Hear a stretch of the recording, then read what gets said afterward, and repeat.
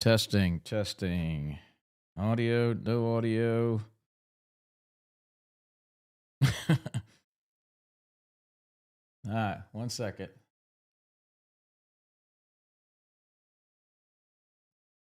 Not sure what's happening here. You can hear me now? Good? Okay. All right, I apologize. I've got YouTube pulled up over here, and it's just spinning and spinning and spinning. So, all right, good. All right. Awesome. Okay. So, elephant in the room, ugly couple of days in silver, and I apologize, guys. I tried to put a video out on this on Friday. It's a massive software issue. The stuff I used to record just would not work. I spent the whole weekend getting some new software up and running here. But let's talk about what's happening, because I want to both calm you down, explain why this is going on, and kind of give you an idea of what we can likely expect going forward over the next couple of weeks to months. So, you know, unless you're living under a rock, you saw the big move in silver that took place on Friday. Biggest liquidation event in human history. Silver fell from 115 to 75, wiped about 3 trillion. And then the gold market also made a huge dip from 5,400 to 4,700, wiping out about $6 trillion.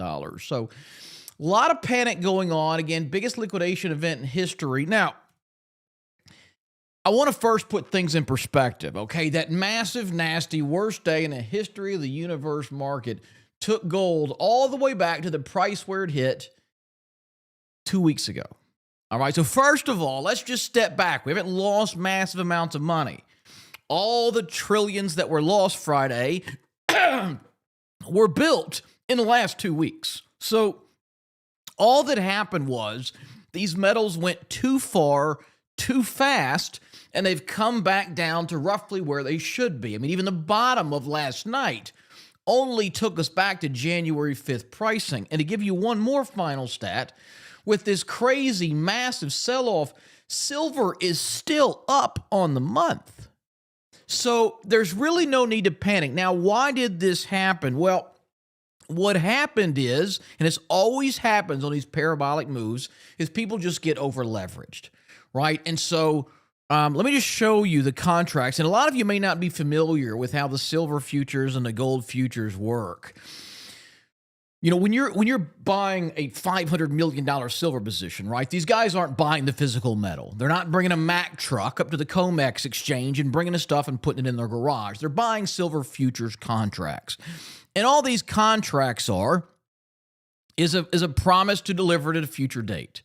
So they're saying, okay, and here's the specs I'll show you. This is the current silver futures contract at the COMEX.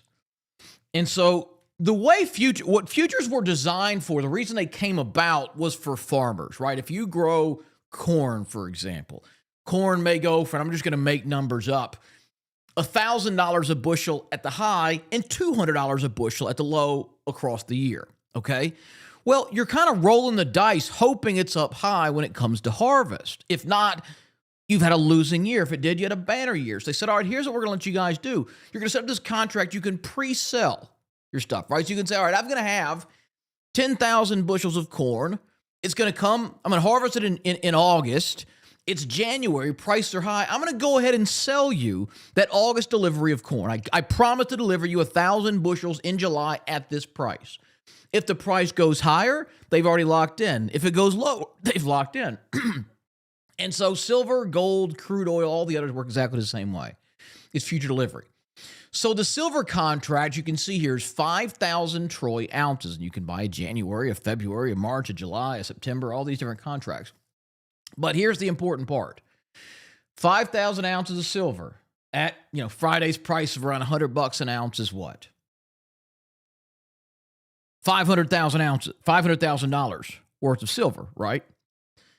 The margin required to purchase one of these contracts, the initial margin, is $25,000. So for 25 grand, you can control 500 grand worth of silver. That's 20 to 1 leverage. Now that's max. They may not do it, but even if they're doing half that, it's still 10 to 1 leverage. And here's what happens. Here's how these traders work. Okay, I'm just telling you because I used to be one and I know how these guys operate. So you're buying a breakout in silver over in here. Okay, it's $50.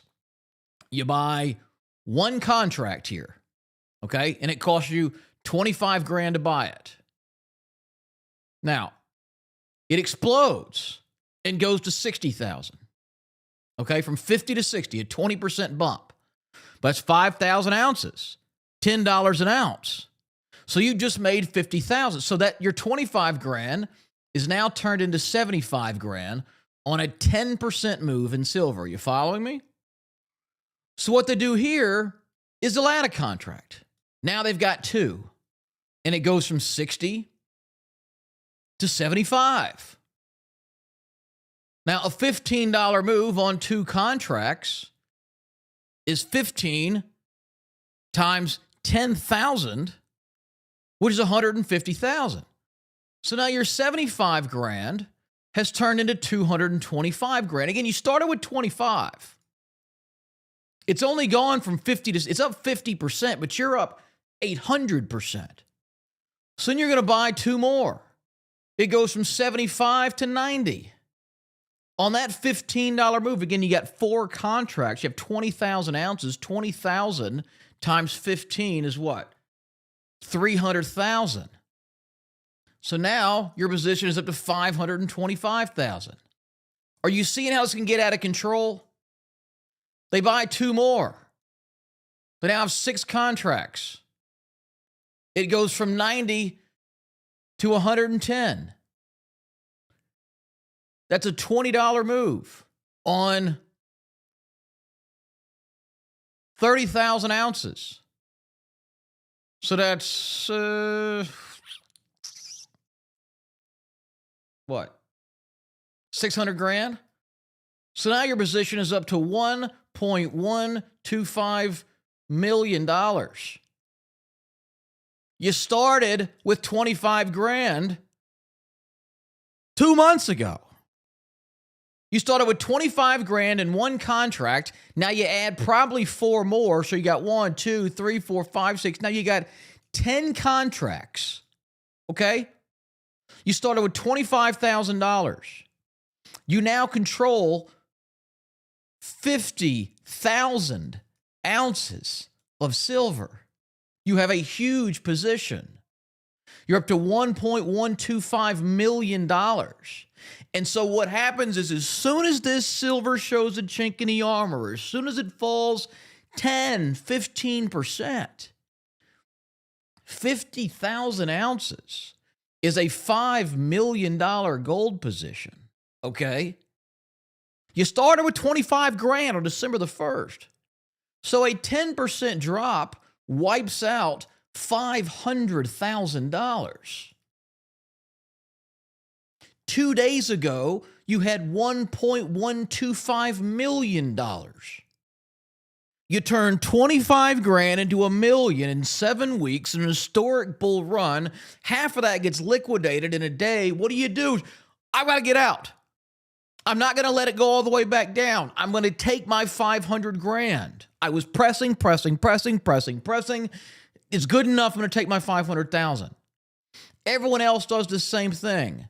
And everybody that's just leverage, and built these massive positions, it's just a domino effect. And the ones who try to hold on get margin called. You have to hold $25,000 per contract. By here, they have 10 contracts. So they need to have at least 250 grand. It falls 20%, they're liquidated. And when they get liquidated, they're forced to sell immediately by the broker. Liquidation. And it just creates this domino effect. And then the trend traders hop on and the algorithms get triggered short and everybody wakes up on their lunch break and goes, oh my God, Ted, we're losing our shirt. Sell. That's what causes days like Friday, okay? And it's simply a function of the market. We've allowed these things to get so massively over-leveraged. And when they go too far, too fast, without any shakeout event, without any, month or two of consolidation where people kind of take profits and get out, without any, little shakedown to get out all the over-leveraged and push people out. When you get these parabolic moves, when it goes just straight up, you're setting up these kind of days.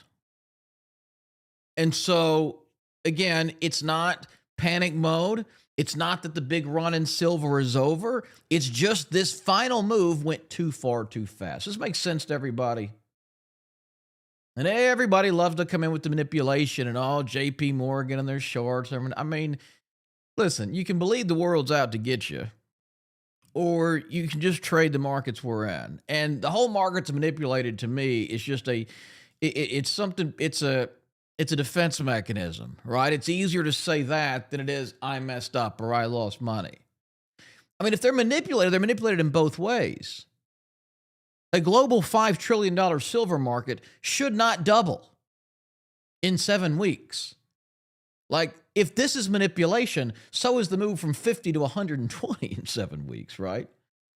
So I'm not trying to pick on anybody. I don't want you to go down that path, because when you start doing that, and just all the Fed screwing us and all this and all JP, it's like, even if that's true, who cares, right? It's not the purpose. So why would that have caused the mining stocks to dump? Well, there's a direct correlation. I mean, if they're selling silver at $120 an ounce in the morning and are selling it for $80 an ounce in the afternoon, their profits just took a 33% whack, right? So this is kind of what takes place. Now, the easiest way is, all right, where should we buy? Well, just look at where it should be. What I like to do is just go and put it in logarithmic scale.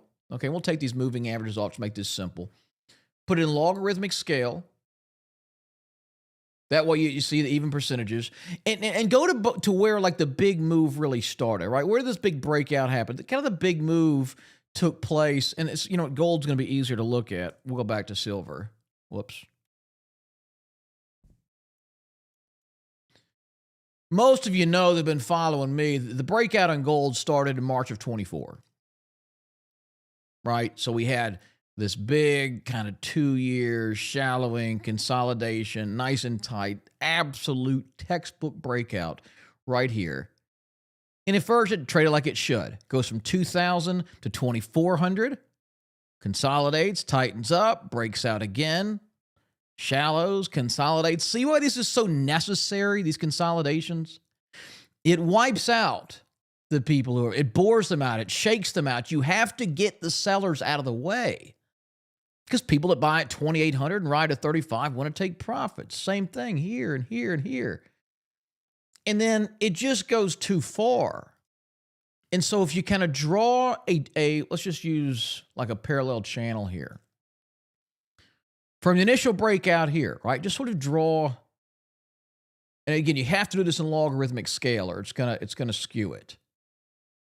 Look, if I do it on a non-log scale, like it looks like it went parabolic. So it normalizes the percentages, right? It means, anyway.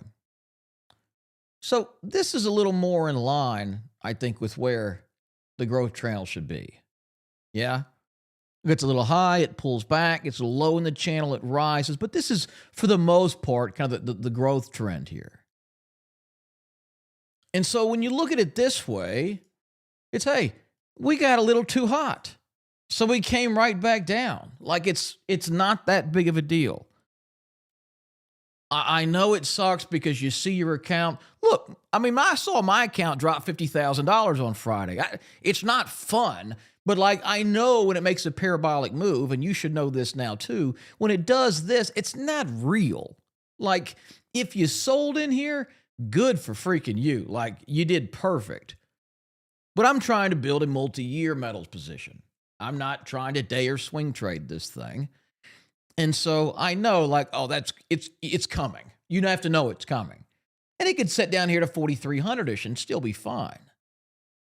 And in fact, if your goal is to buy gold, silver, et cetera, and you want to hold it for a year, 2 years, 5 years down the road, you should be thankful Friday happened.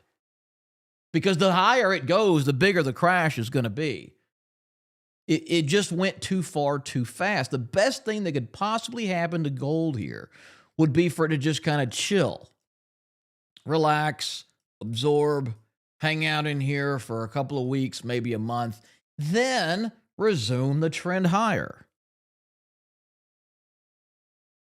So silver is a bit tougher because it just went, I mean, really, really strong there. And you see just this big, I mean, multi-year base. Silver really didn't start breaking out till like May of 25. So it's not quite as easy. I mean, I'm just kind of be guessing a little bit here. But that, for the most part, is kind of a more realistic growth channel, right? That's a little more in line with reasonable and a sustainable trend. So I would love to buy silver here in this kind of $60 to $70 range. We may or may not get that chance, but don't think it's just going to go bing. Like, if that's what you're expecting, it's possible, but I think you're going to be disappointed. So, you've got waves of this, right? The super active futures traders leveraged to the hilt, they all got whacked on Friday. A bunch of people came in here who aren't actively trading, waited till Sunday night at 5 p.m. Central when the market's open and dumped their stuff and it sold off here. There's going to be more people selling their physical this week. Don't think there's not 1,000 million conversations that took place around the dinner table over weekend that sounded something like this. Ted, I told you not to buy that stuff. It was too risky. You got caught up. Sell it all next week before it goes to zero. Yes, it's simple, but that's what's happening right now. And so I think we'll know one of the best signs you can what I'm looking for to let me know the market is back reasonable, it's probably a good time to buy, is going to be the premium on silver prices. Now, every time I show AppMax, people are like, oh, you must work for them. I've never met anybody at AppMax. This is just where I buy this stuff. It may or may not be a good one. I have no idea. But it's one of the big online brokers. And so if we look at silver coin, just look at the American Eagles, for example, they're still selling for a pretty big premium. Okay. Right now they're at $95 for a 1 ounce American Eagle coin. Silver's at 80. So that's about a 17% premium over spot. Now, they're never going to sell for spot, because you got the raw physical silver at $80. You then have to mint it. You got to smelt it. You got to ship it. You got to deliver it, right? You're never going to buy at spot. But compare that to like gold American Eagles, okay? 1 ounce gold American Eagles. Just look at the random year stuff, not the proofs.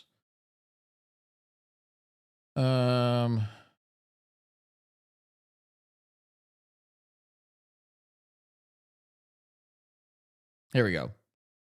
49.84. Okay, basically 49.80 since 49, about $4,980. Okay, gold is at 47.20. So it's a $260 premium.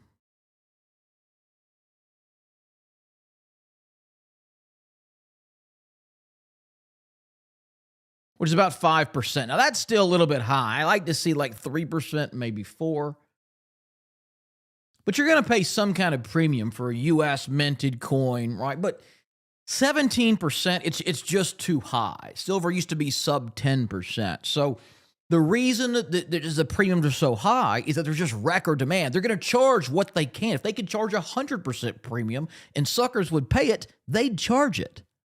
So we need that to kind of soften a little bit. It may not happen, but that's kind of what I'm looking for. Margin increases, internet glitches, same HSBC. Yeah, so the other piece was Warsh, right?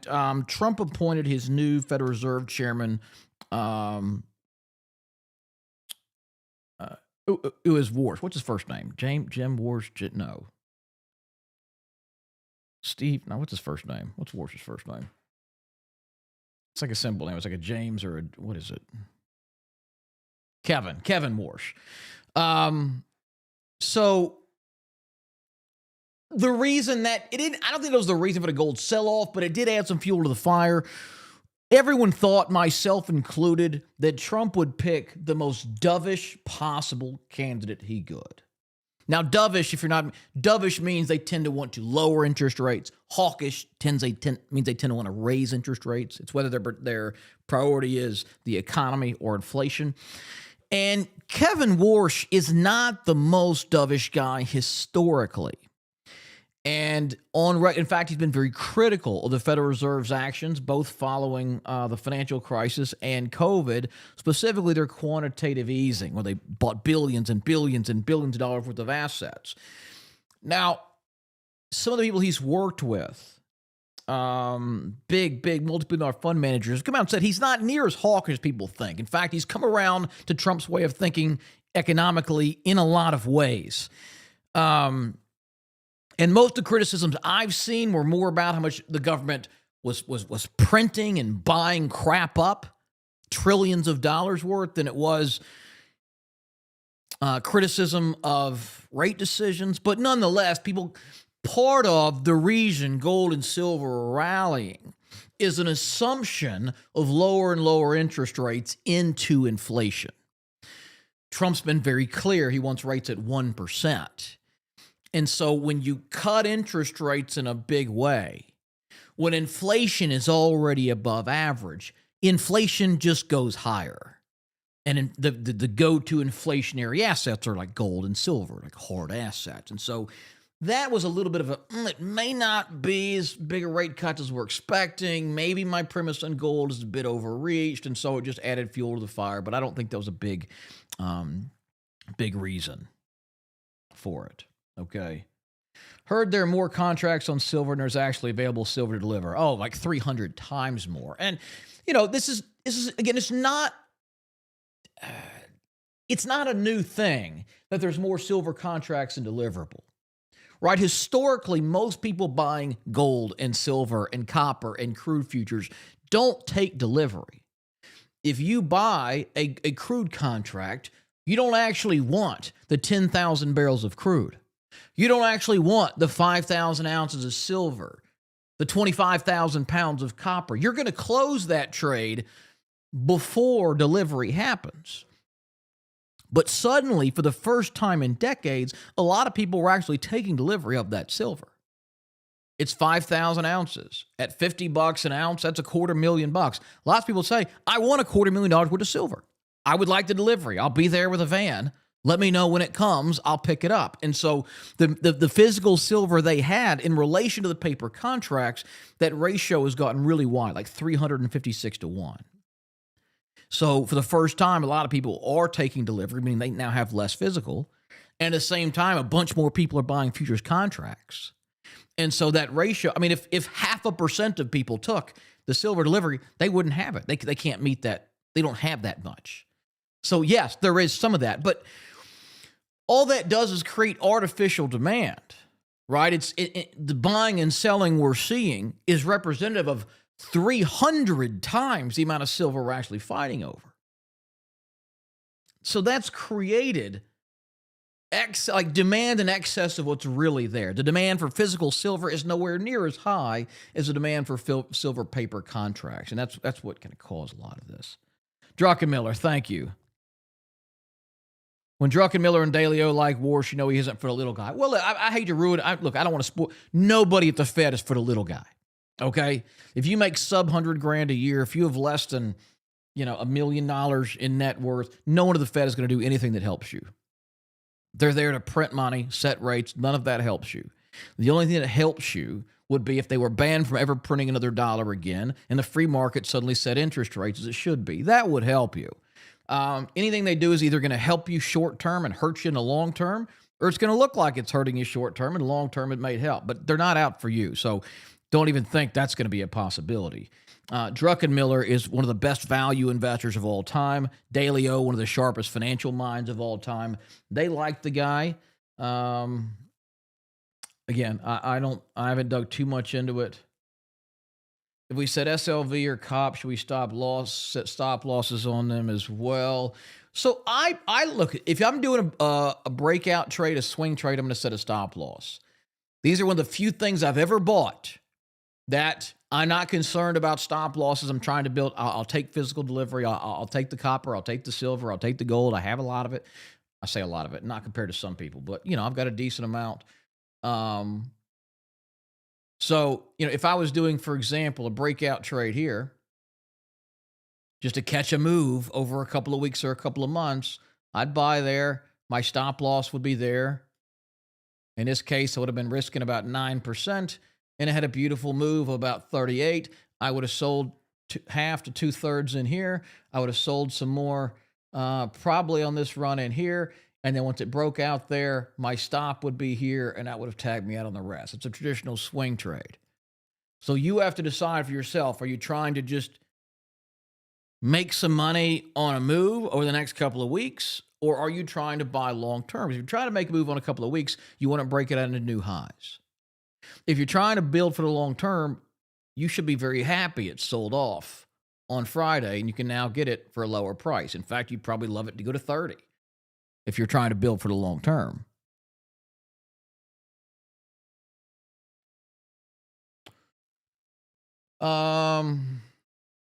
Okay, so where can we look to buy this? Let's just go and see where a good place to buy. Silver's a tough one. Again, like I said, if silver touches 70, I'm buying. If it goes to 55, I'm buying very, very heavily. The copper, again, I mean, I was like up 14 grand the first day on this. Now look at this. I'm down $4,800. I'm fine with this because copper is going to be insanely higher 3, 6, 12 months from now. I have zero doubt in my mind. Now, if I was doing a breakout trade, I wouldn't have bought it here. I'd have bought it right here on the breakout move, right? The pattern we like to see, this beautiful shallowing compression pattern. Buy here, stop there. Nice little tight 2% risk. And it went up 14.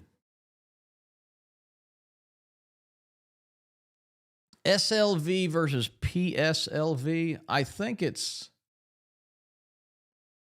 the same. Sprott Physical, iShares Silver. Should be the same. iShares, 59 billion. Smaller. Let me see.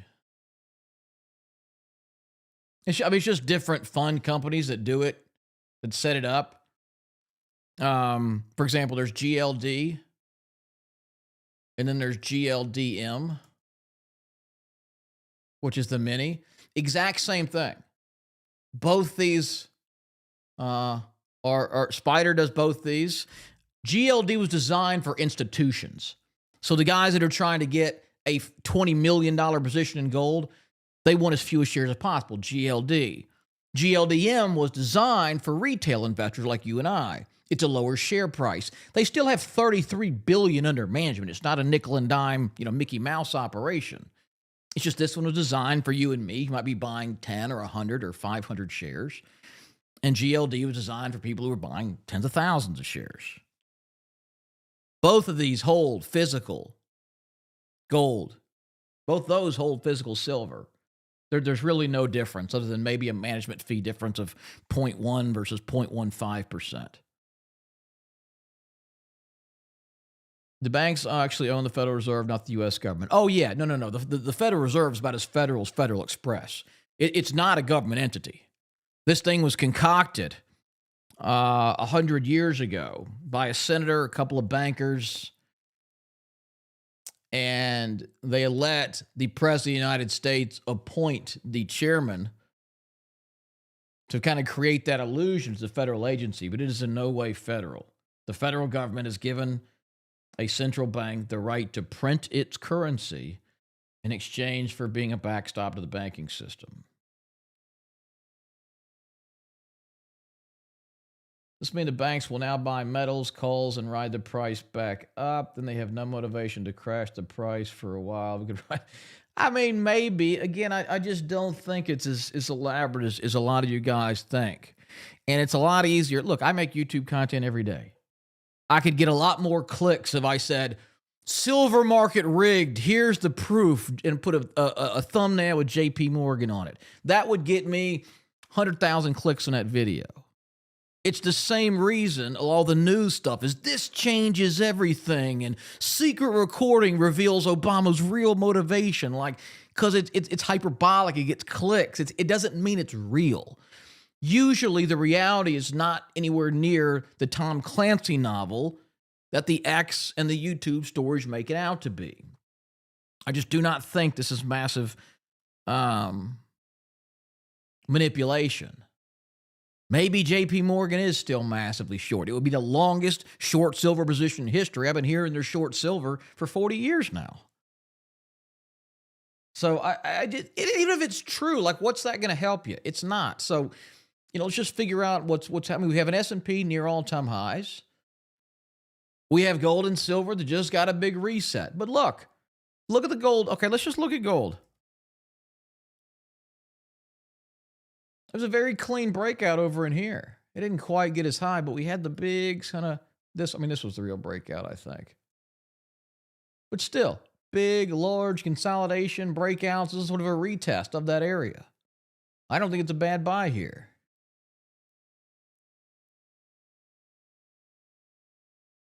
Yeah, Jekyll Island. Thank you, Joe. Yeah.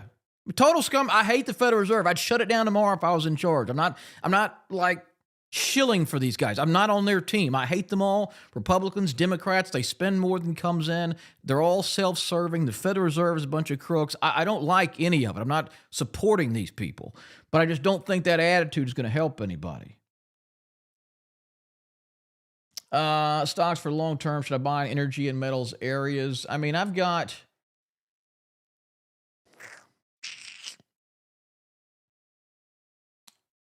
This is my portfolio. I've done YouTube videos on this. I'm not saying this is right or wrong, just in full transparency. I'll show you where my 401k, my retirement account is set up. So this is what I've done. I put 40% to equities, VU, which is just the Vanguard S&P, a little bit to their value ETF, a little bit of the small and mid cap, and then some to the emerging markets. And the only reason I set it up this way, I was trying to remove over allocation of AI stocks. I think a lot of them are inflated. I think they're going to be the ones that underperform over the next few years, but I want a core equity position, so I spread it. Value stocks, small caps, emerging markets. Only 20% of mine's in the big mega caps. 25% energy allocation. Again, I don't know which is going to win. I don't know who's going to win the energy. I do know we're in an energy crisis. I know we need a hell of a lot more of it, and prices are probably going to go up. So I just hit the bucket. I spread it out. I think either nuclear or solar is probably going to win the renewable side. I obviously don't have enough conviction in that thought for more than 4%. But I just put, half renewables, half dinosaur juice. So nuclear, solar, and then iShares, which is all the renewable stuff. It's even got wind and thermal in there.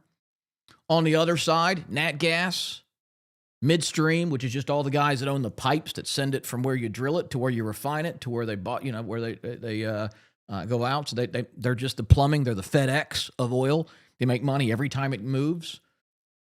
And then VDE, that's just the big Vanguard Energy ETF. It's going to own everything from Chevron to Shell to Exxon to British Petroleum, all those guys. I have another 25% to metals. You guys know by now, I believe metals and energy are going to be the play of 2026. Up until Friday, that was very, very true. I still think that's going to be the case. So gold, silver, palladium, and then all the miners. On the industrial side, copper, lithium, steel, and again, all the big industrial miners. And then I got a little bit just in safety stuff. So infrastructure, farmland, and then your soft commodities like corn, cotton, soybeans, and everything else. All right. Dinosaurs, just kind of a joke, Nitro. I know it's not actually dinosaurs, but keep it lighthearted, bro. Don't take me too seriously. But anyway, that's what I've done. Let me see where I'm at right now. I was outperforming in a big way. I'm sure I'm still beating the market, although after Friday it's going to be nowhere near as much.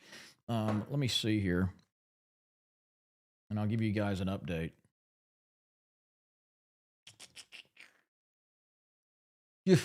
Yeah. Wow. Massively whacked. 8% on Friday. That's part of it. Let me see.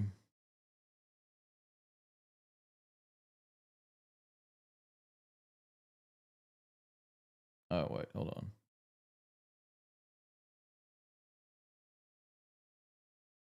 trying to see how I can show you this without showing you my exact account numbers and balances and all. This is, let me just screenshot these. That's year to date. Whoops.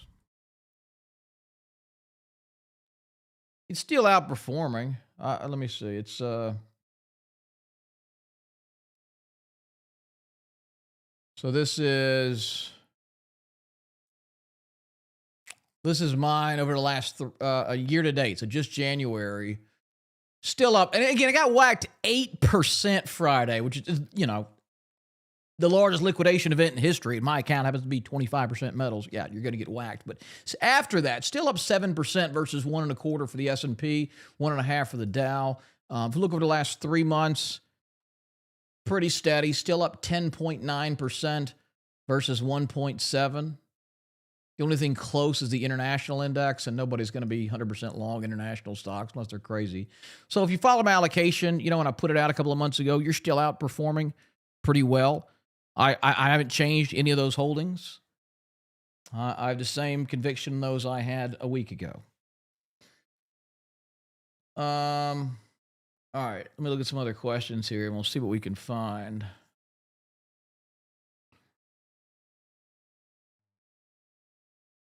Now, would I buy gold here? I mean, look, long-term, sure, buy some, add on the dip. But to take a massive position, I really, in silver as well, let's just look at SLV, for example. It really needs to absorb this sell-off, right? So I need to see some signs. It needs to chill out here, get the sellers out of the way. Ideally, one more little rundown to chase everybody out. And then kind of set up, you know, for another move higher, for continuation. And it may do this. It may set up down here lower. I mean, I don't know. But it just very rarely, unless it was like a flash crash or a freak event, very rarely does a big dip like this just go straight back up. If you had to choose COPP or COPX, so COPP is the Sprott Copper Miners. COPX is the Global Copper Miners. Tell you what, let's just compare the two.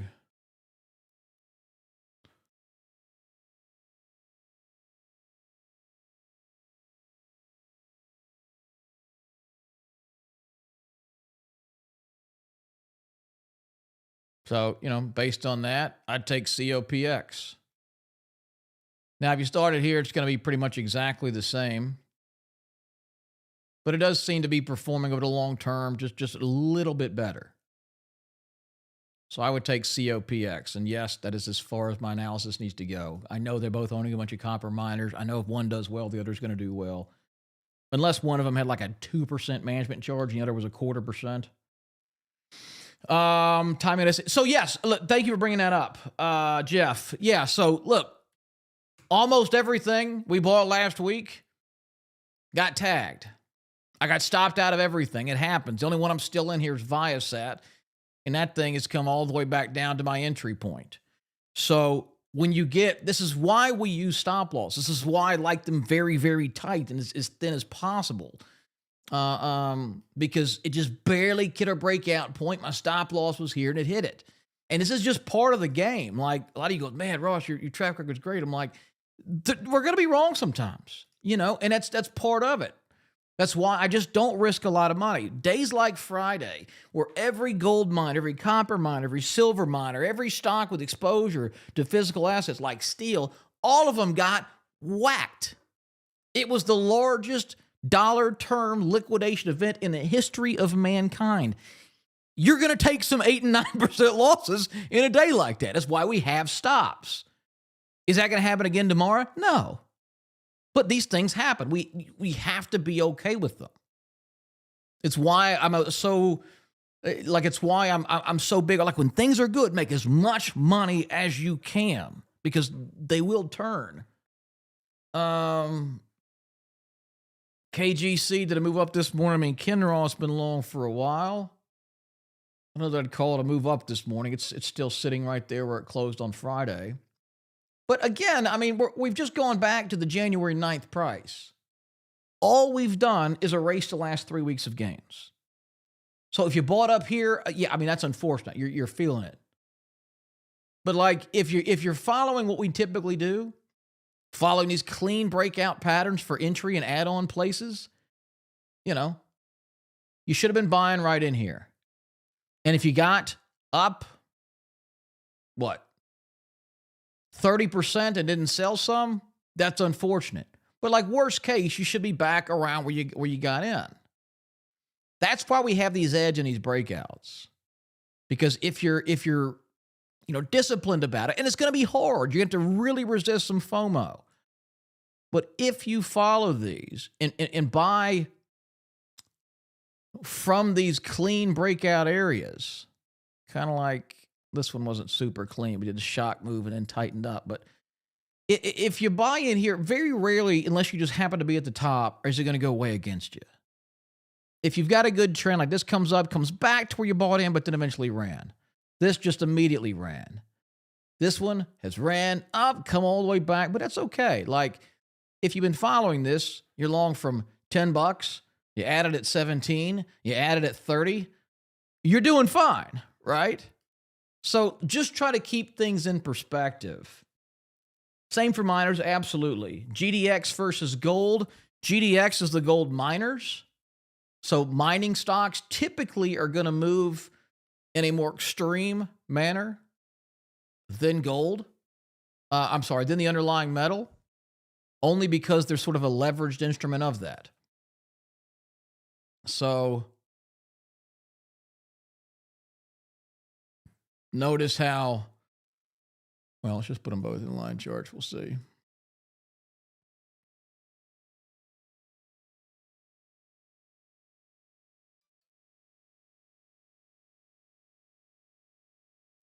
So this is gold here, and blue is the miners in gold. So the miners in green. So gold fell about 11%. Miners fell like 14, 15%. Same thing on the way up. Gold's up 50%. Miners are 100%. And so it's just a different animal. Like if you're buying gold miners, well, okay, they have an all-in sustaining cost. That's the cost to get out of the ground. So let's say that's, $1,500 an ounce. Is what it costs them to get the stuff out of the ground between equipment and payroll and insurance and everything else, $1,500 an ounce. All right. So you figure if they're selling gold for $3,000 an ounce, their profit is $1,500, right? But when gold goes up 50% to $4,500, well, their profit goes up to $3,000. So a 50% move up in gold is a 100% move up in their profits, and vice versa. So for this reason, miners tend to make a more extreme move than not hour to hour, tick to tick, but like over weeks, over months. So, miners are a little bit more of a leverage play. Gold is a little pure, but if you get a big run, you're going to make more in the miners than you are in gold.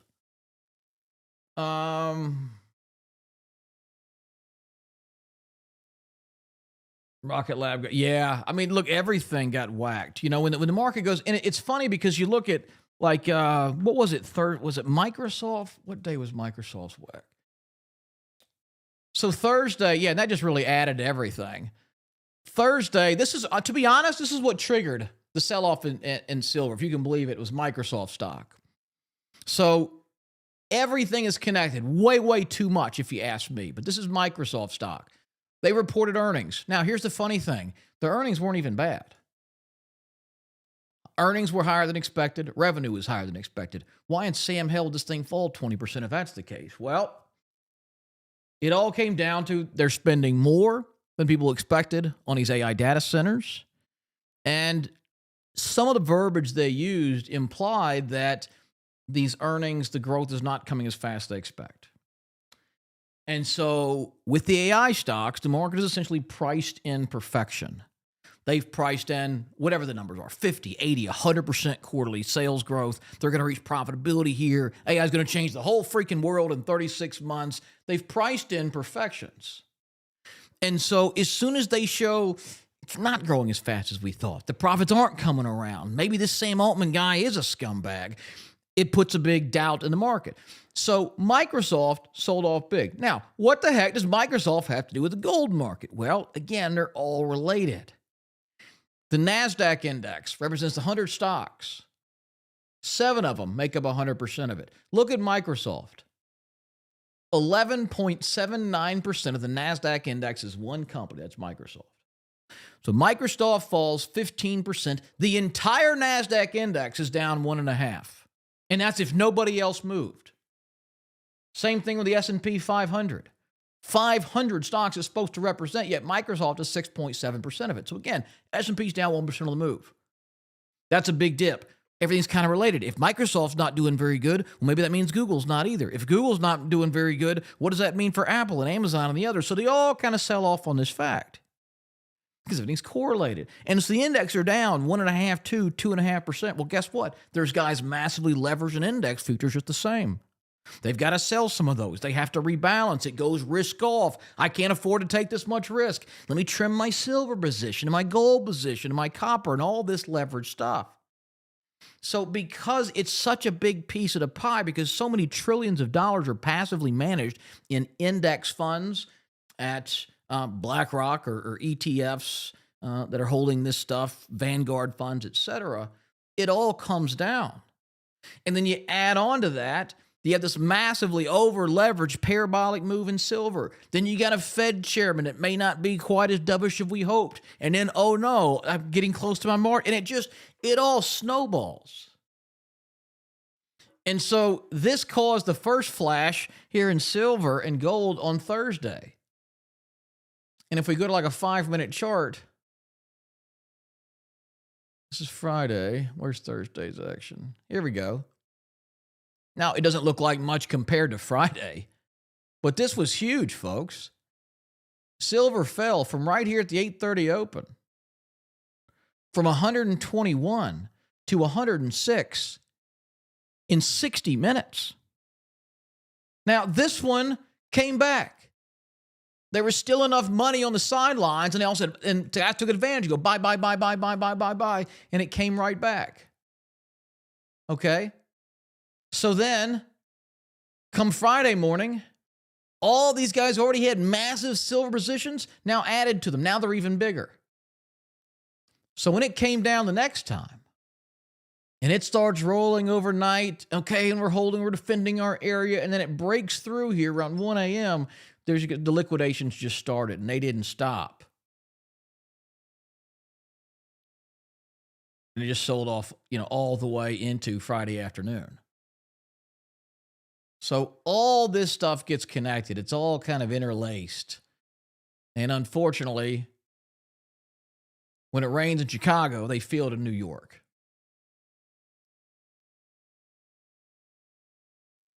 LAC stopped out, but rising back. Let's take a look at some of these names. I mean, I wouldn't. I think it's just a little early for LAC.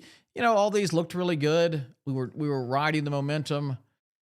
It's not coming back really. I mean, it sold off here. We had a little move, but it's just lower and lower, and so I don't think we're quite ready. Market may just need to adjust, and we need to see what shapes up showing strength. Nuclear is still showing a lot of strength.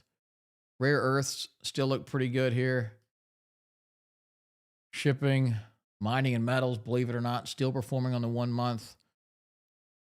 But the gold miners and the silver miners are falling off, so we may see more like steel, some of the others. So, we need to let today trade out a little bit. Don't get in a hurry to get back in. It was saying RCP was, once in 5.25 septillion years. I know it was what do they call it? A something 10 event. Oh gosh, I feel like an idiot. Anyway, he's exactly right. Like, it shouldn't, the odds of the big dip in silver, the big dip in gold, all taking place all in one day, like the odds say it shouldn't happen in the lifetime of the universe. But that probably doesn't account for massive leverage positions. MU up 80% on that one. Keep moving my stop loss. Surprise, this has really paid off for me. Yeah, Micron's a big player, man. They've got some proprietary tech. That's, beautiful. You're up 80%, which means you bought it around 250-ish.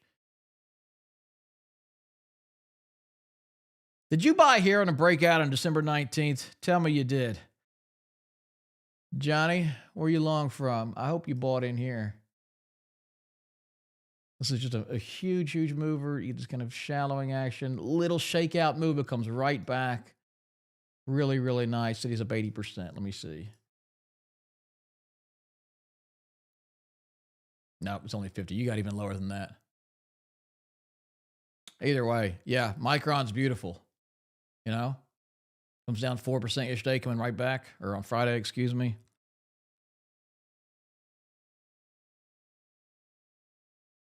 Going shopping for sales at NYSC today. Love it. Ross, I was looking at energy companies. Question. One of them is headquarters in China. I want to stay away from companies owned by our political, cultural enemies. Personally, yes. It's harder to avoid in the solar space. A lot of the solar stuff is Chinese, but if given the choice, I will avoid Chinese stuff. It's not that I hate Chinese, but I mean, it's a communist nation. They nationalize things. They run ghost companies that trade on the U.S. just to suck investor dollars that don't actually exist. I mean, they're not a trustworthy operation over there. Sigma 10, thank you. Yeah, Sigma 10 event. I knew it was something like that. So you guys are a lot smarter than me. My Alabama vocabulary is running out of words. Comex raised margin requirements on Jan 28th.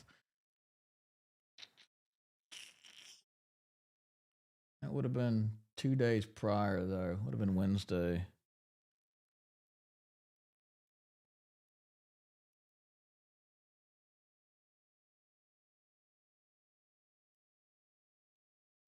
I'm trying to look here.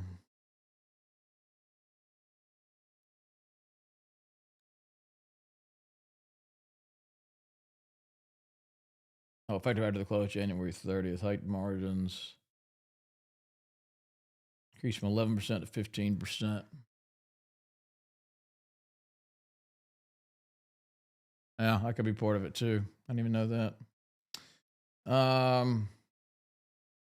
Still in Schlumberger and Halliburton. You still holding these? Yeah, these still look great. No reason to panic. Story's not changed with those. Zim, is it shipping? Yeah, it's got a little weakness today. Of course, everything does. So it's sort of hard to tell. It's still hasn't touched its 50-day moving average. I wouldn't be panicking yet. I think it still looks fine. Hudbay Minerals. I know we own this one in Alpha Stocks. Yeah, still looks fine. I mean, you just got overcooked. Like, this is a nice clean move, and then stuff just went parabolic. Like, it's a gift when that happens. It's great if you can sell some because it went too far, but it's not that it's lost value here. It's that this was not real. It shouldn't have gone that far that fast. So we're still up. It's still, if you ask me, kind of in a pretty reasonable growth channel right in here. We just had a parabolic move. It took up the top. But yeah, still looks great. Sitting on the 21-day moving average. It's perfect. Somebody said wait for 6.5 on LAC. Yeah, I mean, yeah, I'm not really sure here. A septillion and one with 24 is one of 24 zeros. Wow. Somebody said silver drops an 8. I think silver and gold on the same day was a 10 sigma event, Chief. I don't know for sure. I'm just quoting what I've read. I could be wrong. How would I buy COPX options? I just buy them. I mean, what do you mean? Like, which one I'd buy? Depends on my time frame. I mean, if you're just trying to like get some exposure to miners for a few months, I'd look at probably at least March. Ideally, I'd go out to like June plus.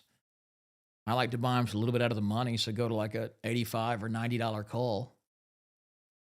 And the further out you go, typically the more time you have until you have to fight time decay. So that's why I like to go out a little further. But if you want to just say, you know what, I'm going to make a bet that copper's higher by the end of the year. I don't know when the next one of these is going to happen. I don't know what's going to happen next week, but I'm highly confident it'll be higher by the end of the year. All right, go out to the December, buy like the $90 or $100 call option. You should be able to find a thing for maybe $5 to $10 a share and put as much money in those options as you're willing to lose. Don't max out the options. Go, if they fall 20%, I'm going to freak out to sell them. Take a 200 or 2,000 or whatever dollar amount bet you want to that it's going to be higher to the year and say, you know what? I'm willing to risk $1,000, $500, $5,000. That copper will be significantly higher by the end of the year. If I'm wrong, I'll take this $1,000 hit. If I'm right, my $1,000 is going to be worth $4,000 or $5,000 or $10,000. An asymmetric bet. You're risking $1 to try to make 4 or 5.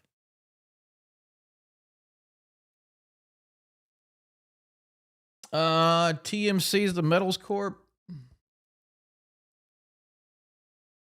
Yeah, all these metal ones are looking rough here. I thought we had a really clean breakout, and last week happened. We had a nice consolidation going on in here. It's tightening up, and then just got some supply issues. So these are going to be tough. I mean, I'm really going to sit and wait on the metals stuff. If we get intraday big drops, like I'll give you numbers if you want. In fact, I'm going to set some alerts. If silver hits 70, I'll be buying more physical.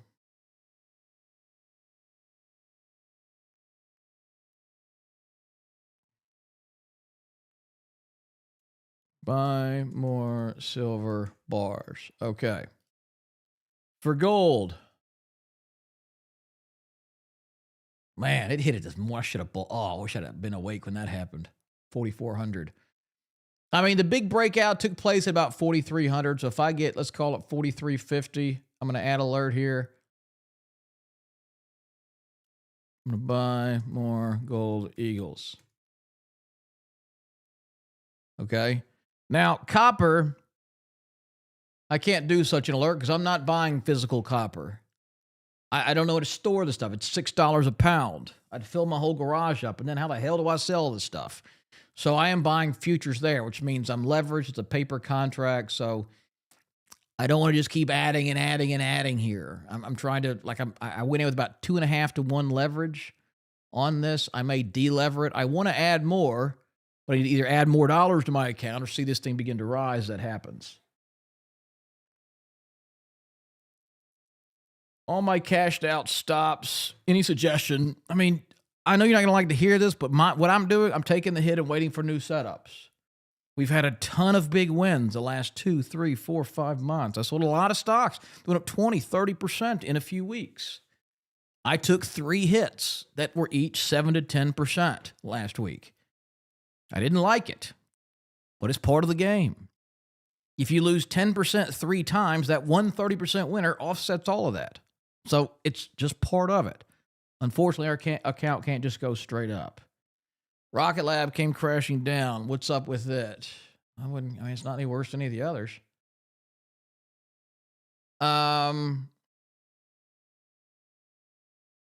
Now, okay, NVIDIA's still in here.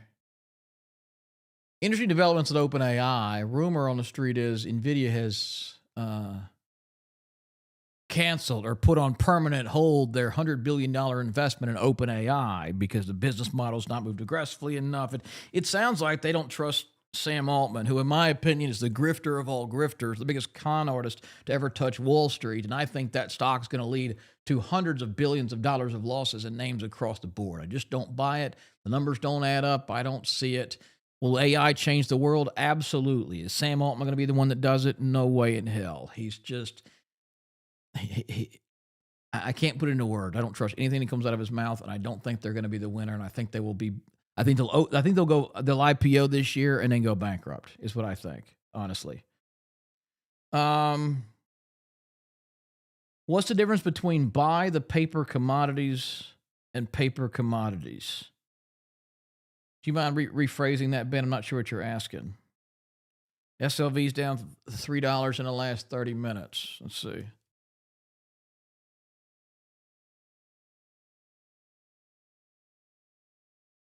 Yeah.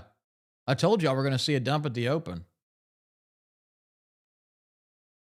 Because not everyone's trading futures. A lot of people have been out there buying GLD and buying SLV and buying coins. They didn't know what happened on Friday. They weren't watching the markets. They saw it on the news. They saw it on social media, whatever. They panicked all weekend. They came in this morning ready to sell for the reasons I told you. Their wife or husband said, honey, you're an idiot. Look how much money you're losing. Sell that crap Monday, so help me God, or you're sleeping on the couch. That's what you're seeing right now. That's all it is. You got to think about the market participants and the waves that's going to come in, right? The futures traders, they're panicked. They got levered. They got margin called out. They're gone. The active traders, they rode the shorts down. They got hit Friday on the longs, and they're kind of out of the way, and they're selling up money. Now the physical guys are beginning to settle up. The passive, average, mom and pop, non-investor type are now coming into the market going, what the hell happened? Do I need to get out of this stuff? And we have to get through all this supply. Now, by the way, if you're joining us and you are not a member of our Black Ops trading service, click the link in the description or go to tradewithross.com. We do these sessions every single Monday live, as well as another members-only one over Zoom on Thursdays. We also give all of our members access to this member industry strength indicator that shows you the leading areas of the market. We give you my weekly newsletter that goes out, stock picks, access to our team, ton more. It is $5 for the entire year of 2026. No strings. $5. That's it. So it's the best $5 you'll spend today, this week, this month, probably this year. Go to the link in the description or below the video, or just go to tradewithross.com. Get signed up, and you'll be with us for all of 2026. PAAS, Pan American. Yeah, Pan American, to be honest, kind of priced in some, like when you look at silver on top of it. Whoops.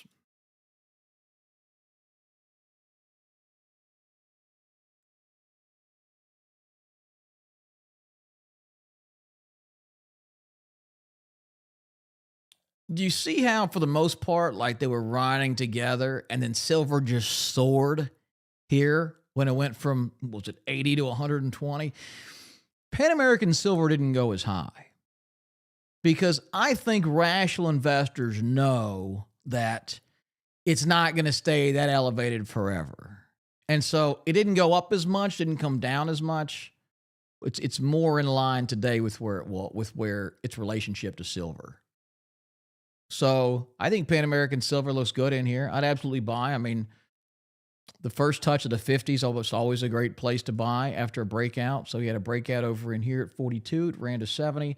There's the 50-day moving average. So if I'm being picky, yeah, 51 and a half, 52, I'm buying without a doubt. I think that looks great.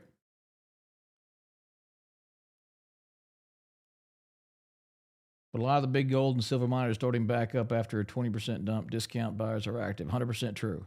100% true.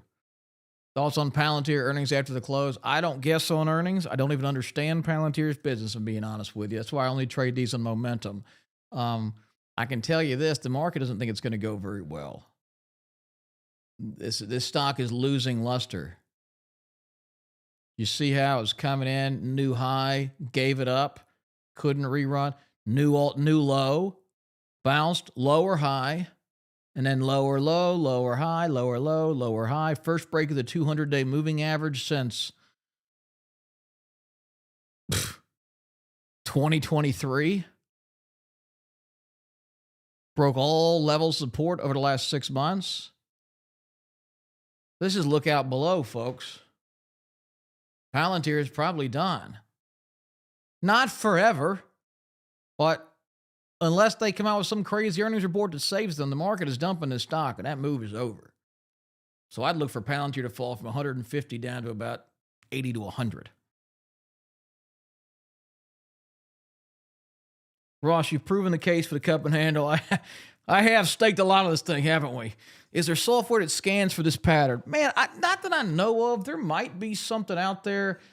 If you find something, let me know. I'm happy to buy it and run it through the paces and give you all my thoughts on it.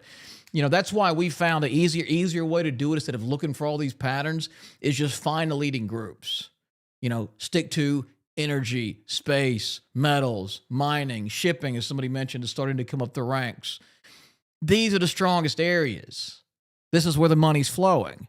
So instead of trying to look for that pattern in 5,000 stocks, I'll just try to look at it in the top 50 or 100 stocks in these groups. And, you know, it doesn't take me but 2 minutes to run through all the top stocks in those groups. Ross, oh my, BMNR. Bitmine, Immersion Technologies. Man, that looked pretty crappy.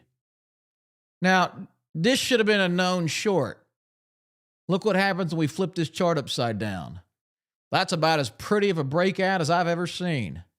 This sucker looks perfect. I would have gone on margin long this thing. Massive move higher, beautiful shallowing, nice tight action, clear resistance, clear as day.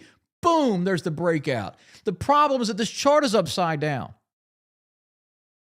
That thing looks like it's going to zero. Please tell me you don't own this stock.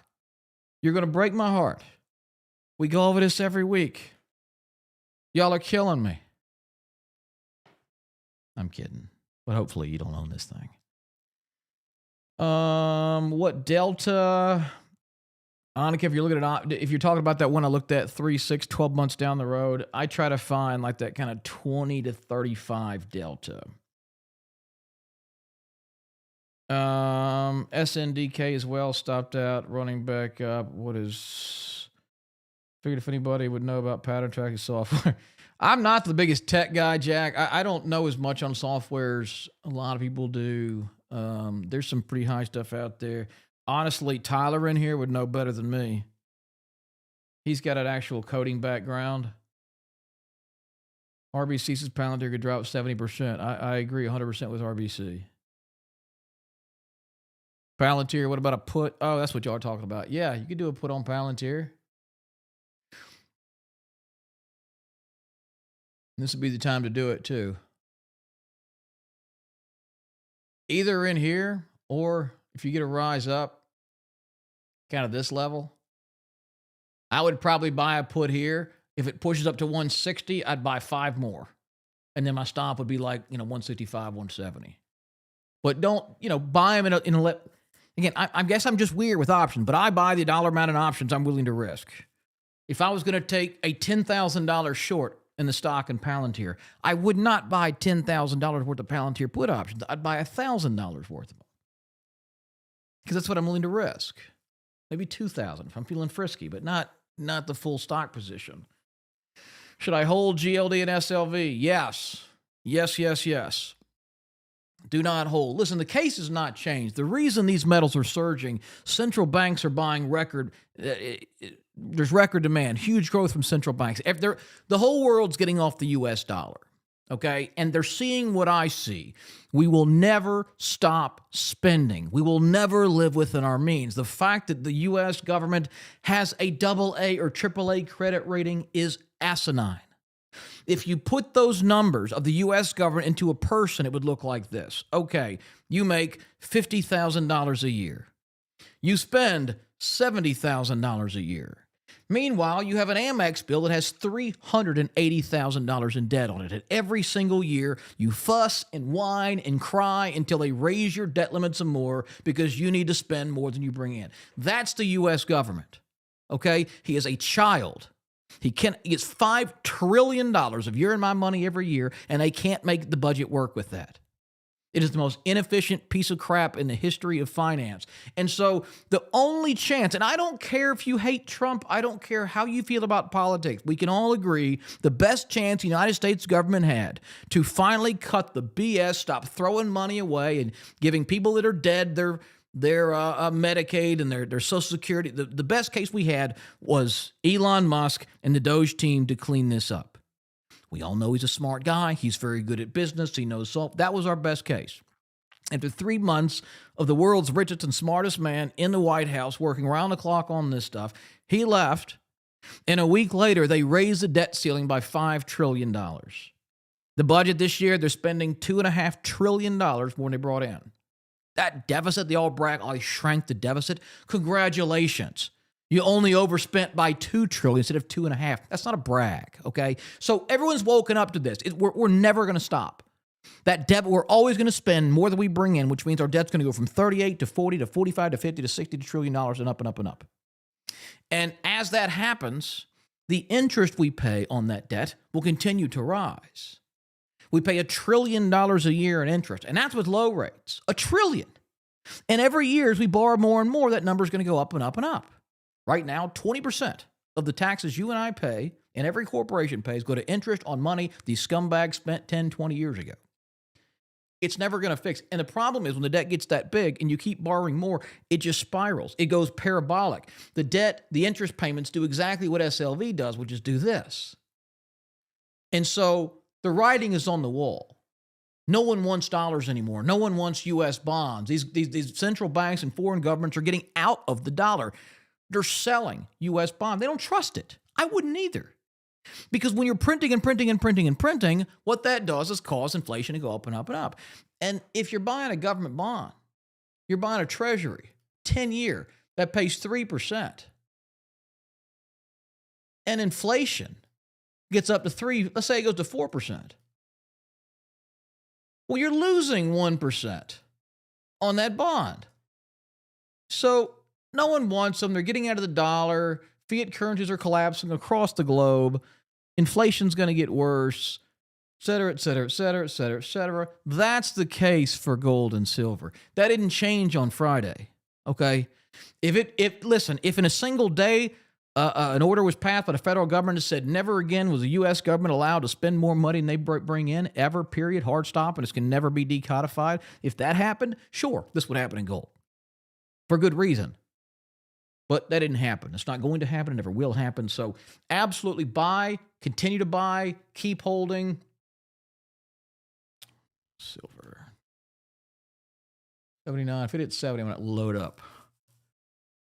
Because my last buy, I bought it like 30 and 40 and 50 and 60. I think my last buy was at like $65 an ounce. I haven't bought since then. So if I can pay tax them at 70, I will. Why is uranium and copper falling? It's just a domino effect. They're all interrelated. There's so much leverage in there. And these massive multi-billion-dollar portfolios just de-risk. They have percentage risk limits in there that the portfolio falls more than this percent per day or whatever. It automatically lowers exposure. So they just sell everything. And so that's why copper came down as well. That's why uranium and others came down as well. Do you like TER, Teradyne? Yeah, it looks phenomenal. Looks great. Absolutely. IBD. Yeah, IBD does look for that pattern. They have software that kind of scans for it. I wouldn't follow the computer's trades blindly, but they do have that. Hold it. SLV, hold it. NLR. Yeah, long term, it's a buy. I'm still holding mine. Retire. Is this a perfect buy point? No. You know, you want to try to buy these consolidation periods, you know, where you get the big run and then it comes in and shallows up and tightens like that. That's where you have an actual edge. And look at the retest. That's why I say if I get a chance to buy on a retest, I will. Same as the breakout area. So one of the reasons, like in gold and silver, I'm looking for those revisit areas. Like if you draw kind of line in here, that's where it was right in. I guess it was more like down here, but that's where I want to buy. You see where my alert is right here, 4,300. Like that was the last breakout. It retested right there, soared. If it touches, I will buy. Silver, the last real breakout was probably either over here. Maybe you could make a case for this little 6-day pause in there, but that's where I like to buy, but probably not going to get the chance. So swing low here, that last sell is about $70. I'd love to buy in. I mean, there's no exact science to this stuff.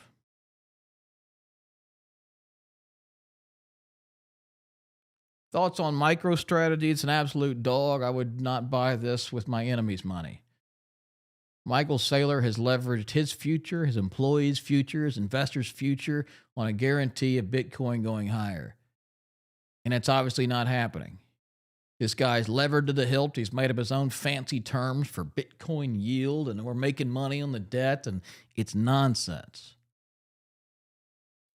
He's been buying this crap for years and years and years. He's about 3% above his cost basis. If Bitcoin falls, which it probably will, he'll be forced liquidated. And the great experiment will come to an end.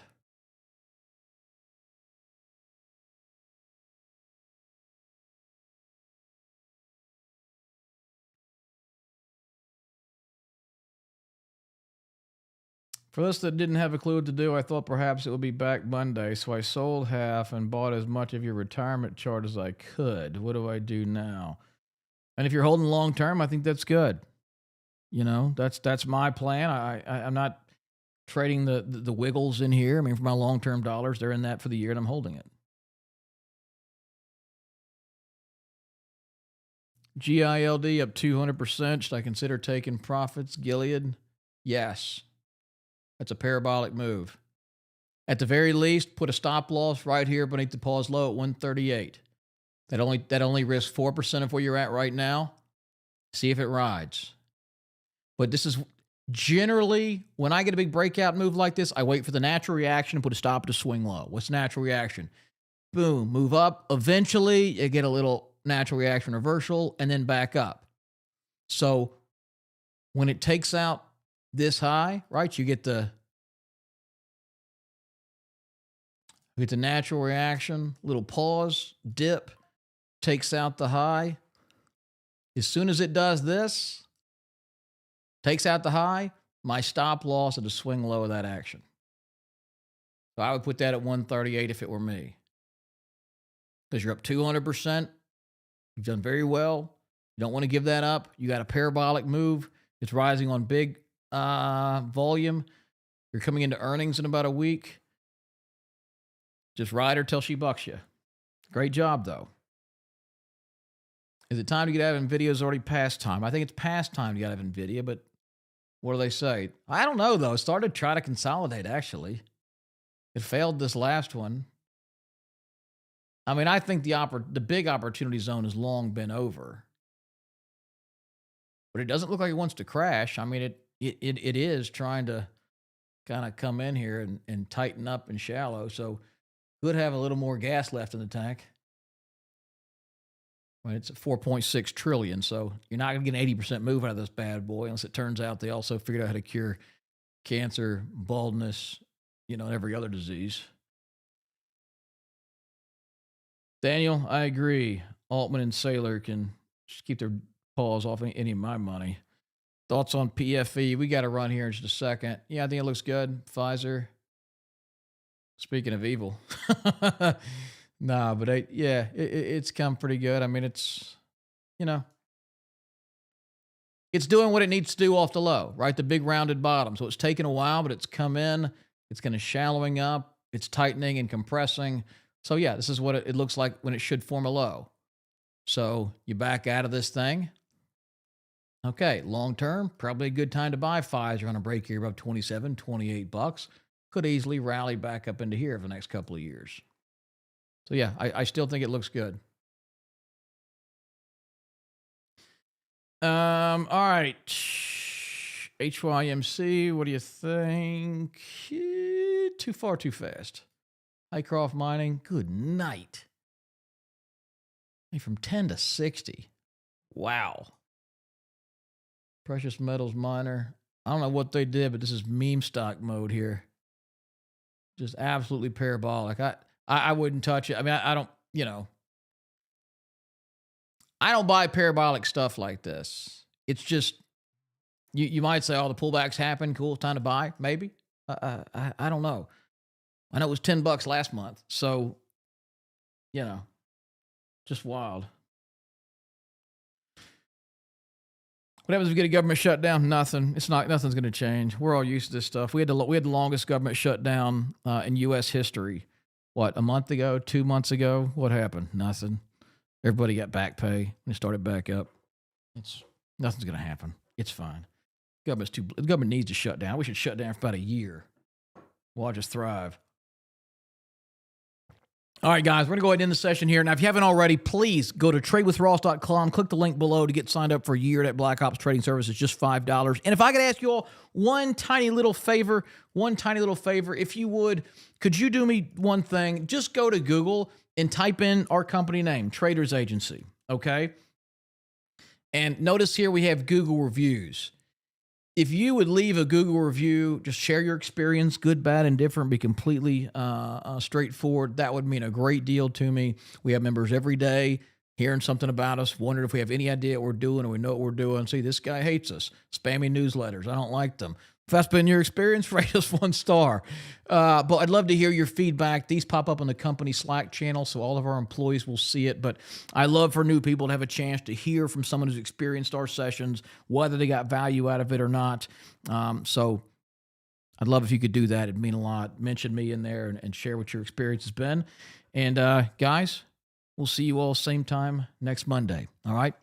Everybody have a great week. Stay warm, and I'll see you guys next Monday.